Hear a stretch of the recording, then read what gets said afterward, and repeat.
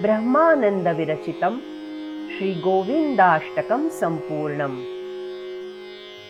स्वामी ब्रह्मानंद जी द्वारा रचित गोविंदाष्टक संपूर्ण हुआ। आइए करें गोविंदाष्टक का फिर एक बार पठन।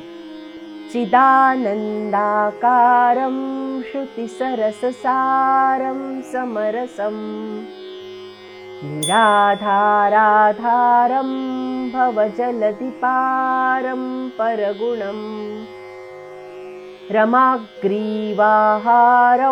व्रजवनविहारं हरनुतं सदा तं गोविन्दं परमसुखकन्दं भजतरे।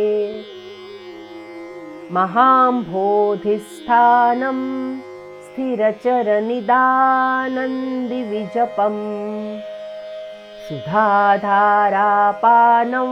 विहगपतियानं यमरतम्